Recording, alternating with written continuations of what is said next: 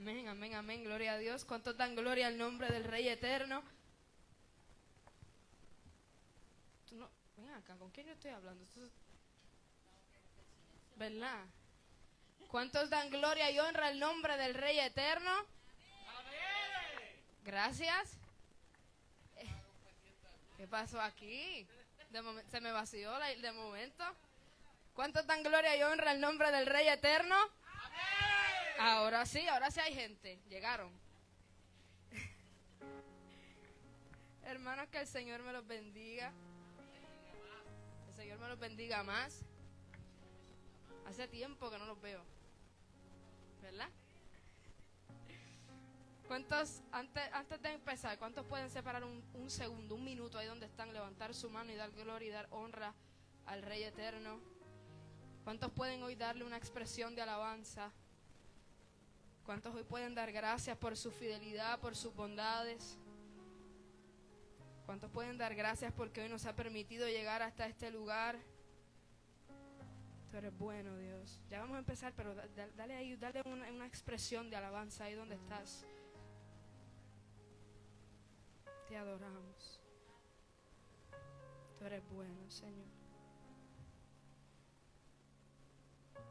Vaya conmigo al libro de los Hechos, capítulo 7, versículo 54. Libro de los Hechos, capítulo 7, versículo 54, y manténgalo ahí. ¿Lo tienen? 54. Hechos 7, versículo 54. Y libro de los Hechos. Hoy continuamos con la serie que comenzamos el jueves pasado bajo el tema Un buen discípulo. Y para recapitular, estuvimos hablando sobre la historia de Bartimeo y cómo en la historia de Bartimeo vemos muchas de las características o las cualidades de un buen discípulo. Bartimeo se encontraba junto al camino, con ceguera y mendigando, y cuando Jesús de Nazaret, la fuente correcta, pasó por donde él estaba, Bartimeo reconoció su condición, clamó por misericordia y se humilló delante del Maestro. Y al llamado de Jesús, Bartimeo dejó atrás todo lo que tenía, escogiendo a Jesús por encima de todas las cosas, siguiéndolo luego en el camino. Y hoy vamos a estar hablando de la historia de un hombre que de igual manera mostró unas características esenciales que distinguen a un buen discípulo. Y a mí la historia de este hombre, particularmente el desenlace, me impacta de la misma manera cada vez que lo leo. Pero antes de entrar como tal en la historia, recordemos que un discípulo, por definición, es una persona que aprende una doctrina bajo la dirección de un maestro, que sigue y defiende las ideas de un maestro, y que sigue al maestro y busca imitar su manera de comportarse y de vivir para poder asemejarse a él lo más posible. A su vez, en un enfoque más bíblico, dijimos que un discípulo es el equivalente a un nacido de nuevo, a un cristiano que sigue a Jesucristo como Salvador y Señor, que está creciendo en la gracia y el conocimiento de Él y que es un miembro responsable de su cuerpo, cuyo seguimiento de Jesús tiene como fin aprender de Él y crecer en madurez espiritual. ¿Va conmigo? Todo eso lo dijimos el jueves. Si no se acordó, no me estaba prestando atención. Cachao. Libro de los Hechos, capítulo 7, versículo 54. Y dice la palabra del Señor en el nombre del Padre, del Hijo y del Espíritu Santo. Amén. Oyendo estas cosas, se enfurecían en sus corazones y crujían los dientes contra él. Pero Esteban, lleno del Espíritu Santo, puestos los ojos en el cielo, vio la gloria de Dios. ¿Cuántos están determinados a ver la gloria de Dios? Y a Jesús que estaba a la diestra de Dios, y dijo: he aquí, veo los cielos abiertos y al Hijo del Hombre que está a la diestra de Dios. Entonces ellos, dando grandes voces, se taparon los oídos y arremetieron a una contra él. Y echándole fuera de la ciudad, le apedrearon. Y los testigos pusieron sus ropas a los pies de un joven que se llamaba Saulo. Y apedreaban a Esteban mientras él invocaba y decía: Señor Jesús, recibe mi espíritu. Y puesto de rodillas, clamó a gran voz: Señor, no les tomes en cuenta este pecado. Y habiendo dicho esto, durmió. Padre eterno, te damos gloria y te damos honra, Señor. Gracias por tu palabra, Señor, que ya es bendita. Clamo a ti porque seas tú quien hable a través de mi boca, Señor, y que tu palabra, Señor, cale hasta lo más profundo de cada corazón, haciendo, Señor, lo que tú dispusiste para esta noche desde la eternidad.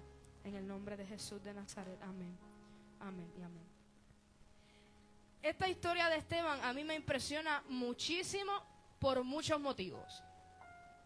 Para los que no saben quién es Esteban, Esteban fue uno de los escogidos cuando, por un conflicto entre los griegos y los hebreos, por la distribución de los alimentos entre las viudas de estos grupos, los apóstoles reúnen a la multitud de los discípulos y les dicen: miren, no es justo que nosotros tengamos que dejar la palabra de Dios para servir a las mesas. No es justo que tengamos que hacer las dos cosas.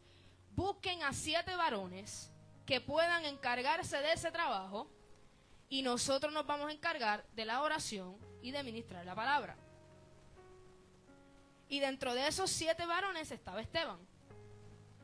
Pero algo bien importante es que no se trataba de cualquier grupo de varones, sino que los apóstoles fueron bien enfáticos en especificar que tales varones debían ser de buen testimonio, llenos del Espíritu Santo y de sabiduría. O sea, Esteban fue escogido para trabajar en la obra porque era un varón de buen testimonio, lleno del Espíritu Santo y de sabiduría.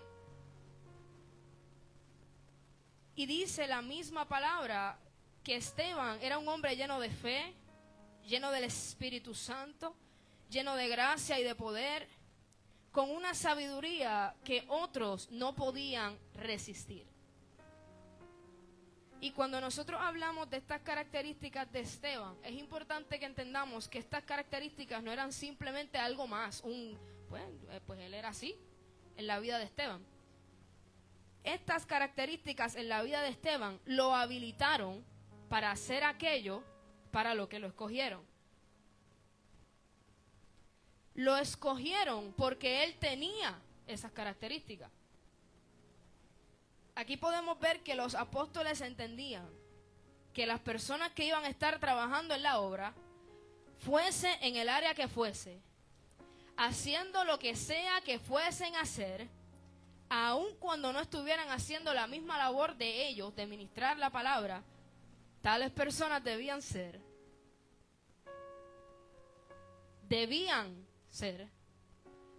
personas llenas del Espíritu Santo, llenas de sabiduría y con un buen testimonio. Y ya mismo vamos a entrar más en detalle en estos aspectos. La historia de Esteban como tal comienza con él siendo escogido para este trabajo, y dice la palabra que Esteban, lleno de gracia y de poder, hacía grandes prodigios y señales entre el pueblo. Y hubo un grupo que se levantó a disputar con Esteban, porque siempre se van a levantar aquellos que querrán disputar con el depósito que hay en ti. Pero la sabiduría y el espíritu con que hablaba Esteban era tanto que ninguno podía hacerle frente. Cuando lo traen ante el concilio, luego de que hicieran un plan en su contra, Esteban comienza a narrar la historia del pueblo de Israel y la relación de ellos con Dios. Cómo ellos le dieron la espalda a Dios y acudieron a la idolatría. Cómo habían comenzado entonces a adorar a dioses ajenos. Y cómo ellos también persiguieron a aquellos que proclamaban la ley de Dios en lugar de seguir la ley de Dios. Y es entonces cuando entramos a la porción que estuvimos leyendo. Y en esto vemos algo bien importante. A Esteban lo llevaron frente a aquellos a los que no les iba a gustar tener que escuchar lo que él tenía que decir. A los que el mensaje no les iba a parecer. A los que no le iba a agradar lo que él estaba diciendo. Aquellos que se iban a incomodar con lo que él estaba hablando. La respuesta de cualquier persona común y corriente hubiera sido, mira, aquí se van a... aquí hay mucha gente, aquí estos son más que yo, esto es un bonche, yo soy uno, yo mejor me quedo callado. Mañana es otro día. Lo mejor que hizo Dios fue un día detrás del otro, dicen por ahí. Pero es que Esteban no estaba preocupado por el que dirán. Por tener contento a todo el mundo. Esteban estaba ocupado en cumplir con su asignación.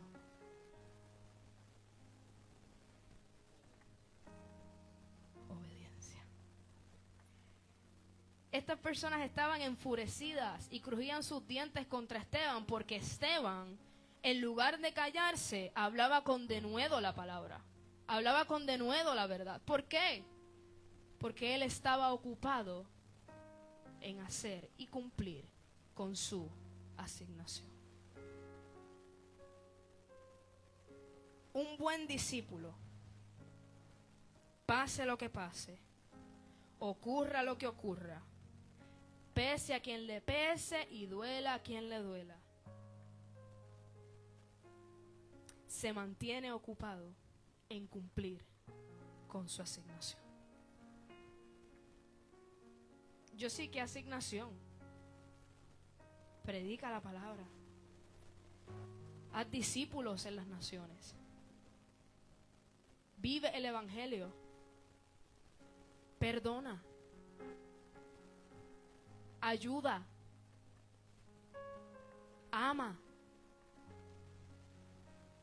Tu asignación.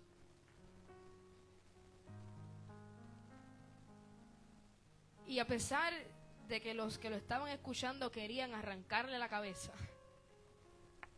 dice la palabra que Esteban, lleno del Espíritu Santo, puestos los ojos en el cielo, vio la gloria de Dios y a Jesús que estaba a la diestra de Dios. Ahora bien, ¿por qué la palabra hace tanto énfasis en esa llenura del Espíritu Santo? Lo mencionó varias veces en la historia de Esteban. Volví ahí, Esteban, un hombre lleno del Espíritu Santo. Y Esteban, un hombre lleno del Espíritu Santo.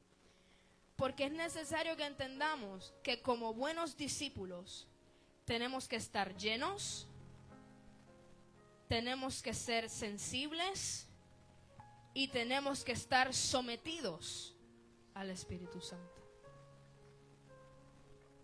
Dice la palabra en el libro de Romanos capítulo 8, versículos del 7 al 9. Por cuanto los designios de la carne son enemistad contra Dios, porque no se sujetan a la ley de Dios, ni tampoco pueden. Y los que viven según la carne no pueden agradar a Dios.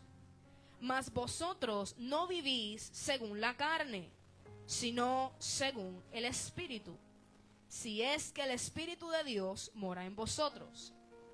Y si alguno no tiene el Espíritu de Dios, no es de él. Cuando dice, mas vosotros no vivís según la carne, sino según el Espíritu, es porque hay una separación, hay una distinción. Se supone entonces que sean dos vidas completamente distintas. ¿Va conmigo? Yo lo veo como muy triste. Di un gloria a Dios, un aleluya, un santo, algo. Gracias. Romanos 8, del 7 al 9. El buen discípulo debe entonces distinguirse porque está lleno del Espíritu Santo, porque vive por el Espíritu, porque escucha al Espíritu Santo, porque se sujeta al Espíritu Santo. El Espíritu Santo es el poder habilitador, es el que nos capacita para poder hacer la obra que el Padre nos ha encomendado, es el que nos capacita para vivir la vida de Cristo. Nada podemos hacer sin el Espíritu Santo. Esteban era excelente en su asignación, pero era excelente porque estaba lleno del Espíritu Santo. Un buen discípulo sabe esto, y por cuanto desea vivir por el Espíritu, no por la carne, es intencional en asegurar ese sometimiento a los designios de Dios, a las instrucciones de Dios, a los estatutos de Dios, y en ser sensible a su voz, a su dirección, pues sabe que esa es la voz que lo va a guiar a alcanzar el propósito. Alguien tiene que salir de este lugar en esta noche diciéndole al Espíritu Santo: yo quiero estar lleno de ti. Yo quiero vivir sometida a ti. Yo quiero ser sensible a ti.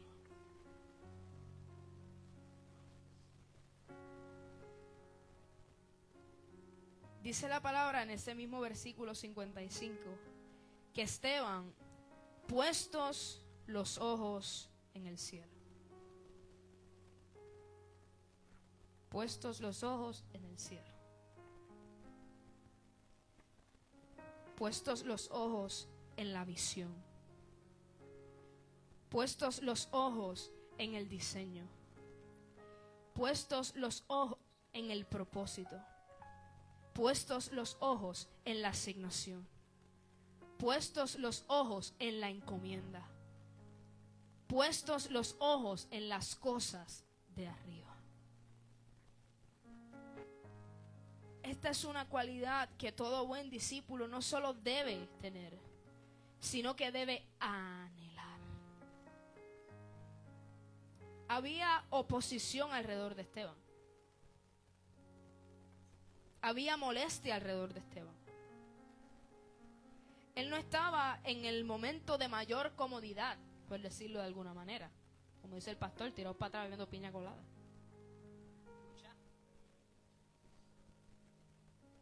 Pero aún en ese escenario, Esteban mantenía los ojos puestos en el cielo.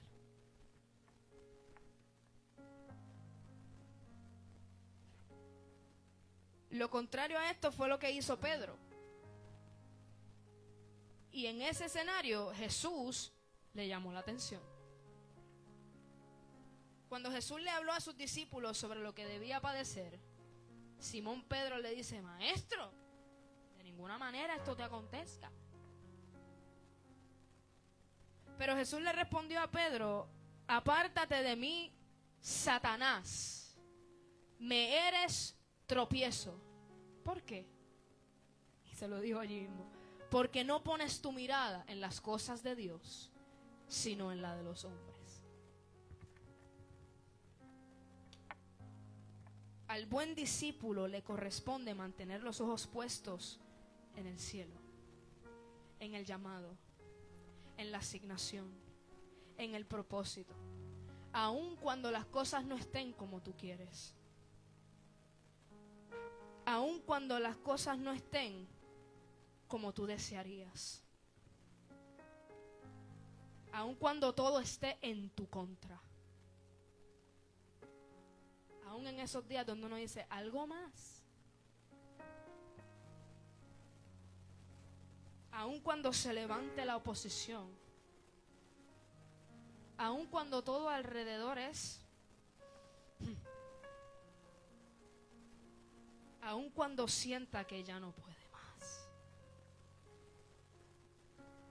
el buen discípulo mantiene los ojos puestos en el cielo.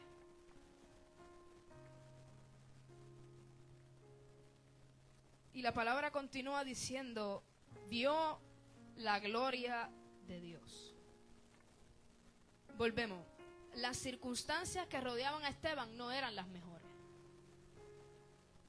Tenía a un grupo de personas enfurecidas en su contra por hablar la verdad de Dios, pero Esteban, por cuanto puso sus ojos en el cielo, Esteban no vio las circunstancias. Esteban vio la gloria de Dios. Las cosas a su alrededor se estaban poniendo feas, pero Esteban vio la gloria de Dios.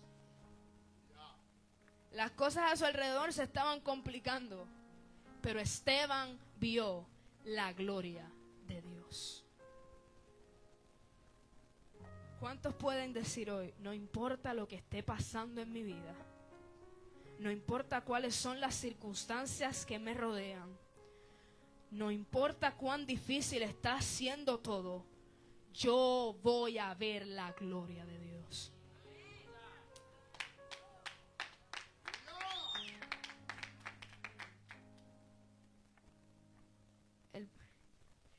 El buen discípulo ve la gloria de Dios independientemente del escenario. ¿Por qué? Porque mantiene los ojos puestos.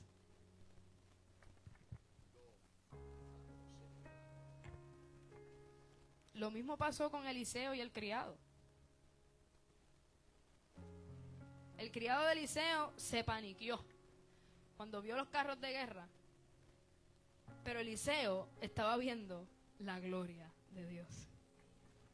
¿Por qué? Porque mantenía los ojos puestos en las cosas de arriba. El criado le dijo, ¿y qué vamos a hacer? Y Eliseo le dijo, muchacho, cógelo con calma, tranquilo, no temas. Porque más son los que están con nosotros que los que están con ellos. Y le pidió a Dios que ¿qué? Que le abriera los ojos espirituales, para que él pudiera ver lo que Eliseo estaba viendo, para que viera lo que se estaba manifestando en el cielo, en lo espiritual.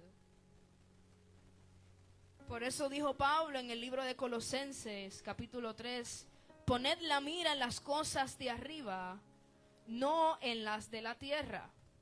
Porque habéis muerto y vuestra vida está escondida con Cristo.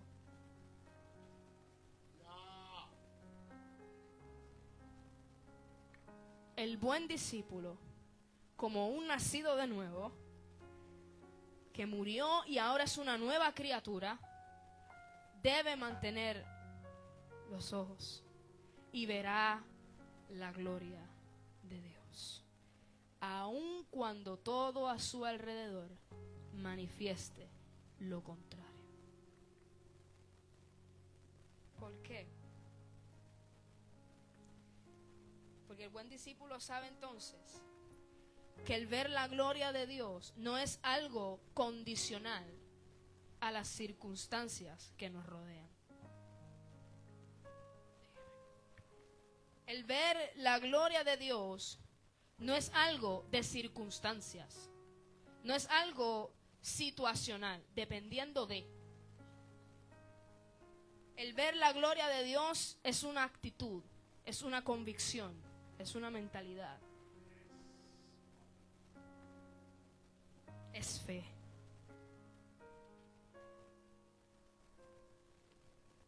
No necesitamos estar en nuestro mejor momento para entonces poder ver la gloria de Dios.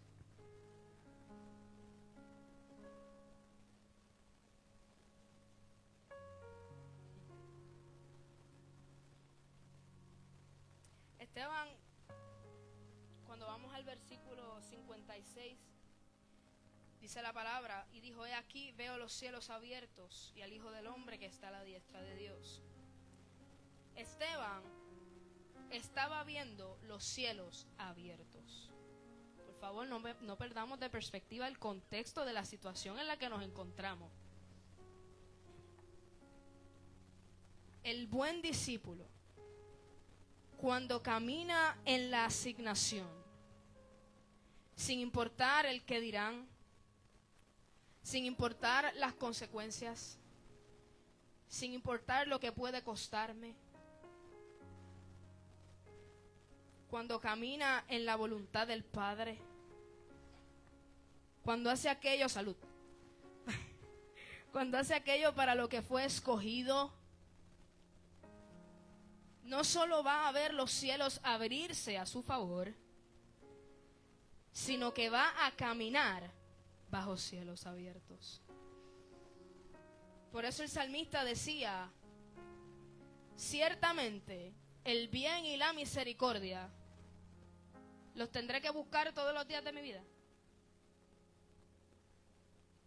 Tendré que ir detrás de ellos. El bien y la misericordia me seguirán todos los días de mi vida. El bien me seguirá. La misericordia me seguirá. Las bendiciones me seguirán.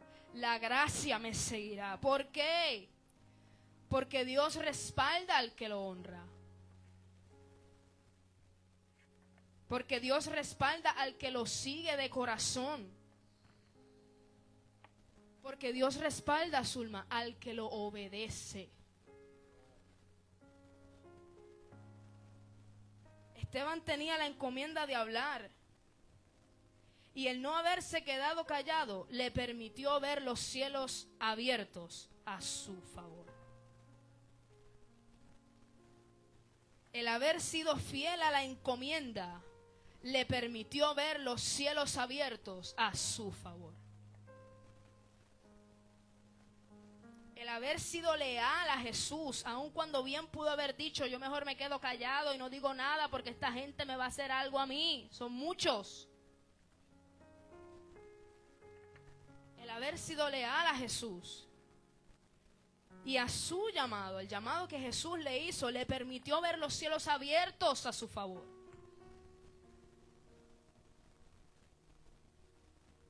¿A qué voy con todo esto?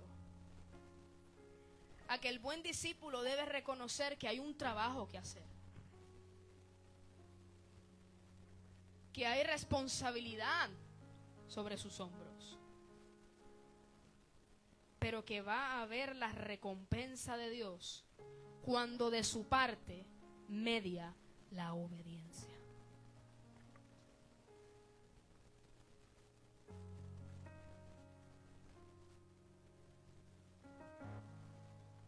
Y continúa la palabra contando que ellos, cuando lo escucharon decir esto, se escandalizaron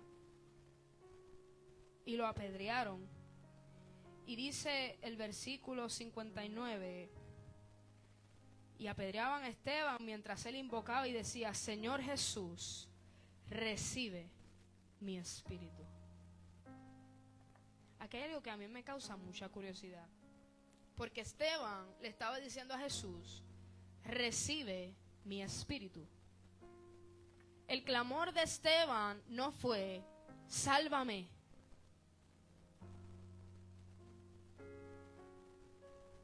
No permitas que me muera, Señor, si yo estaba haciendo lo que tú me mandaste a hacer. ¿Cómo me va a dejar morir ahora? Sálvame, que yo sé que tú puedes salvarme, tú eres soberano. No le dijo a Dios, derrama tu venganza sobre ellos y líbrame de las garras de mis enemigos. La justicia divina. Esteban le dijo a Dios, Señor Jesús, recibe mi espíritu. Y una de las cosas que más me impresionan de esta expresión es que básicamente lo que Esteban le estaba diciendo a Jesús era, si yo vivo para ti, yo también voy a morir por ti. Hermano, ven acá. Y no, uno lo puede decir, Señor, yo estoy dispuesta a morir por ti, hasta que viene una multitud de gente con piedras a apedrearme, cuidado. Pero Esteban lo estaba viviendo. Y en lugar de decirle a Dios, sálvame, recibe mi espíritu. Le estaba diciendo, a mí no me pesa morir por ti.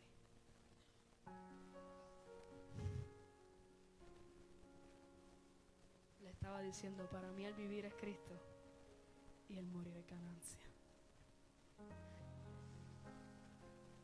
Le estaba diciendo, estoy dispuesto a sacrificar hasta mi vida por ti.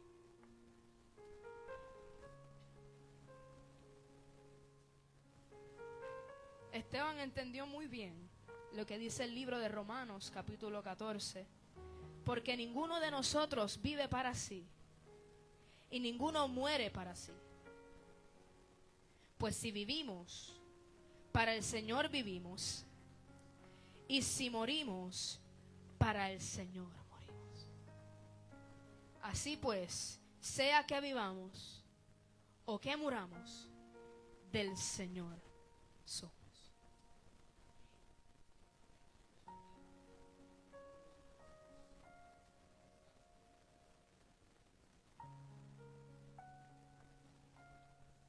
Y en la vida del buen discípulo no se trata solamente de morir físicamente. O sea, no voy a decir, yo voy a morir por Cristo y se tira frente, cuidado. Se trata de morir al yo.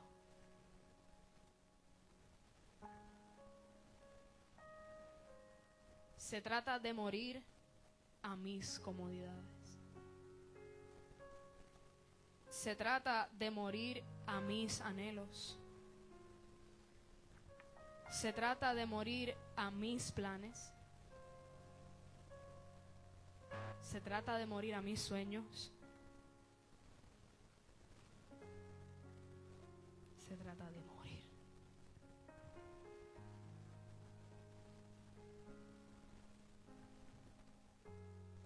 Se trata de morir.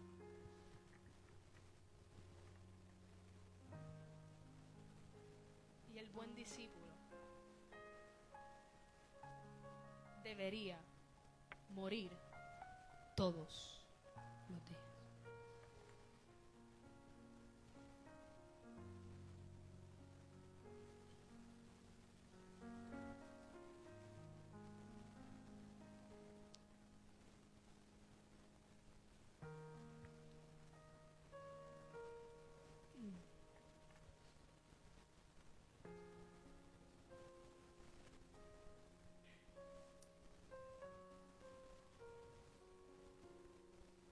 Y cuando vamos al versículo 60, dice la palabra, y puesto de rodillas, clamó a gran voz, Señor, no les tomes en cuenta este pecado.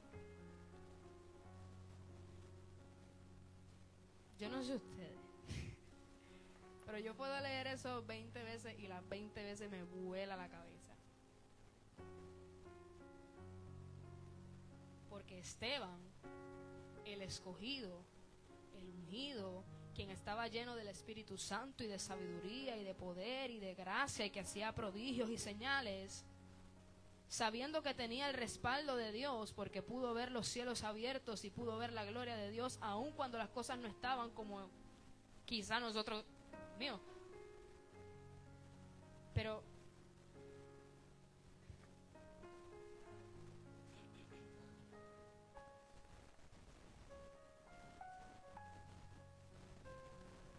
quien pudo haberle dicho a Dios, derrama de tu fuego, y venga, que yo estoy predicando tu palabra y esta gente se puso a querer estar haciéndome algo aquí, hablaste algo, un dedo, algo. Esteban le dijo a Dios, Señor, no les tomes en cuenta este pecado.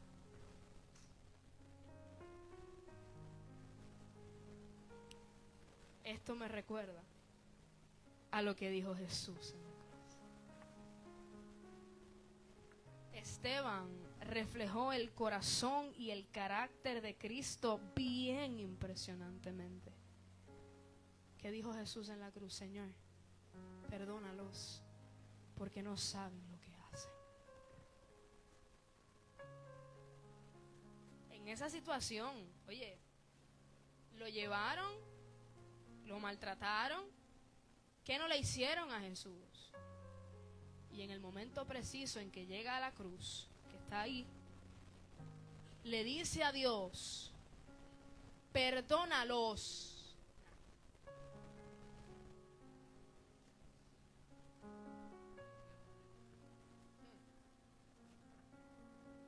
Ahí lo dijiste todo, Zulma. Hay que morir de verdad.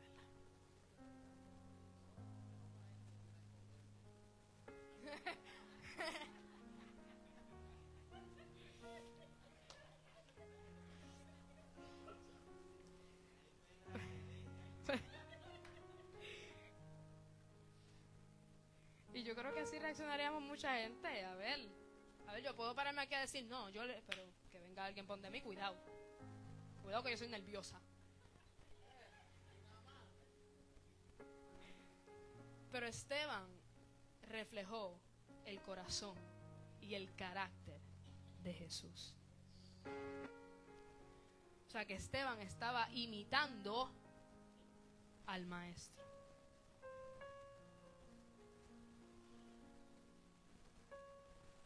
En lugar de pedir por venganza y juicio, él clamó por misericordia y por clemencia. Levanta la mano. ¿Cuántos de nosotros haríamos eso así? Cuidado. Claro. Y no lo pregunto así para, mira, no lo haría. Es que es una realidad el hecho de que, ¿sabe? En una situación como esta, decirle a Dios, Padre, no les tomes en cuenta este pecado.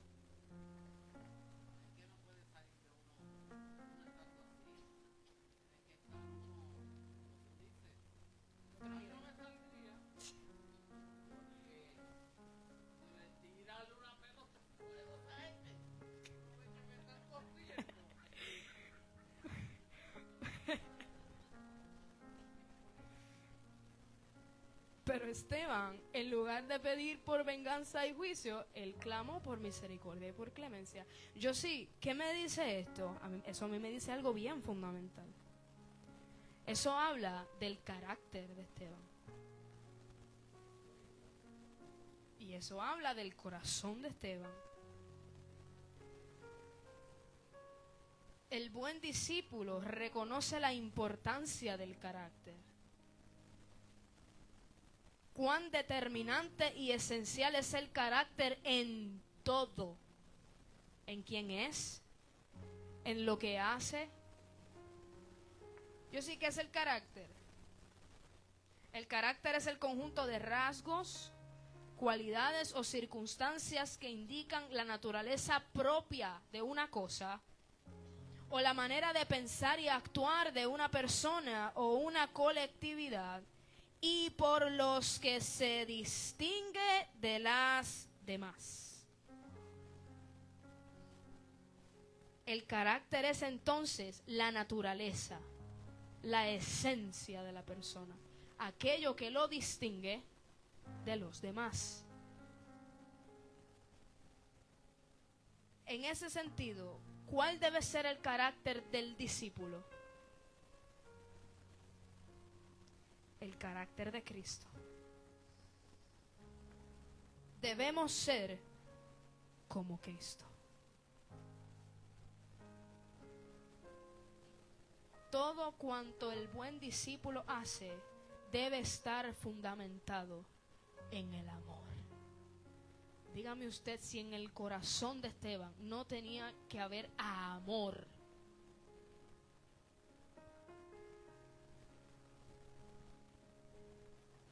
Pero amor del de verdad.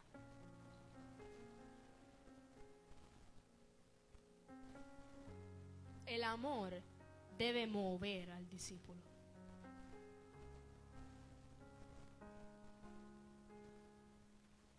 Nuestro carácter como buenos discípulos debe ser, como plasma el libro de Gálatas 5, mas el fruto del Espíritu es amor, gozo, paz, paciencia, benignidad, bondad, fe, mansedumbre, templanza.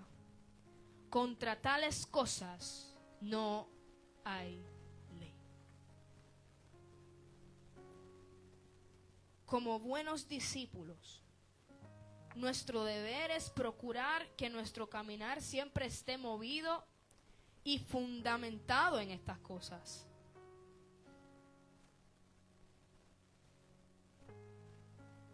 El buen discípulo sabe que los frutos se manifiestan en todo tiempo.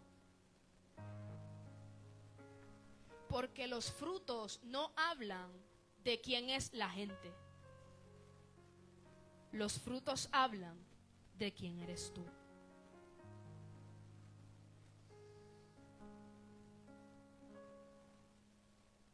Por eso Esteban, en el momento en que estaba siendo apedreado,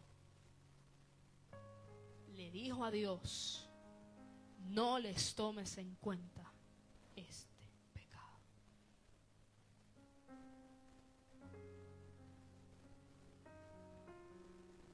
Porque esos frutos no estaban hablando de quién es la gente, estaban hablando de quién es Él y a quién Él tenía en su corazón.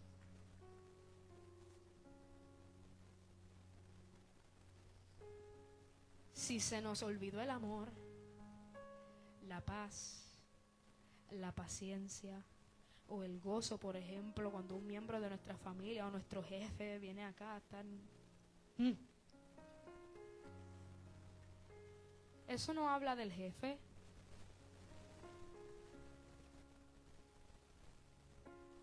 Eso no habla de nuestro familiar. De mira qué malo es, Dios mío. Peor que un Limberdega, como dicen.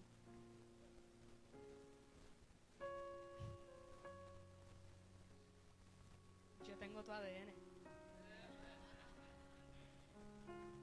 Eso habla de nosotros.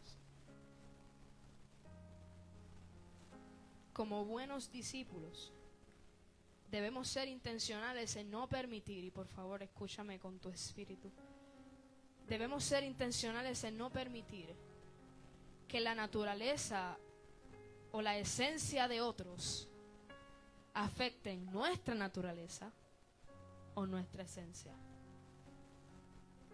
La gente que sea como sea, oramos por ellos y los cubrimos en oración. Pero que como sea la gente, no afecte cómo eres tú.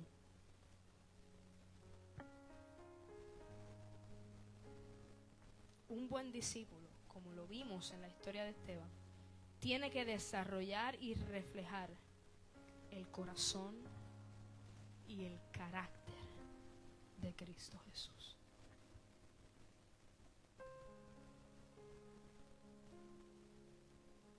¿Por qué? Porque sabe que si no tiene el corazón correcto o no hace las cosas con el carácter correcto, como si no estuviese haciendo nada.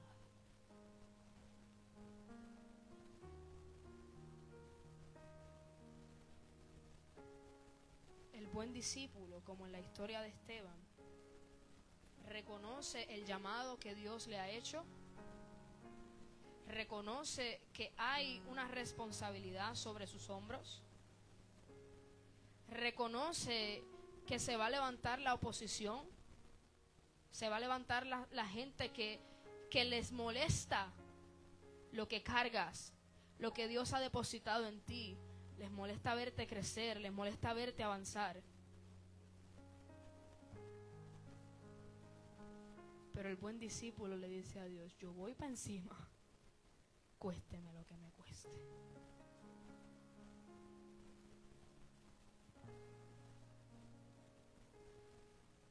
Y no solamente procura hacer la asignación, sino que procura hacer la asignación lleno del Espíritu Santo, bajo la guianza del Espíritu Santo, lleno de sabiduría, con el corazón y el carácter correcto, y sin importar cuáles son las circunstancias que los rodean, mantiene los ojos puestos en el cielo, porque sabe que así, pase lo que pase, va a ver la gloria de Dios. Ponte de pie, iglesia.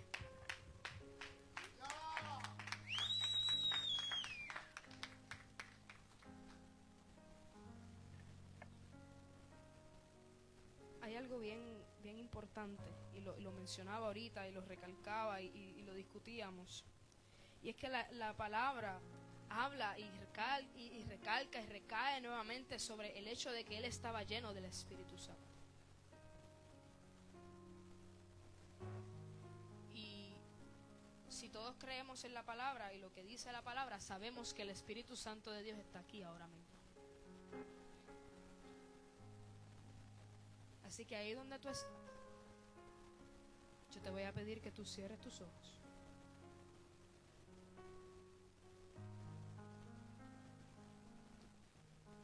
Y que, como practicábamos ahorita, le digas al Espíritu Santo: yo quiero estar lleno de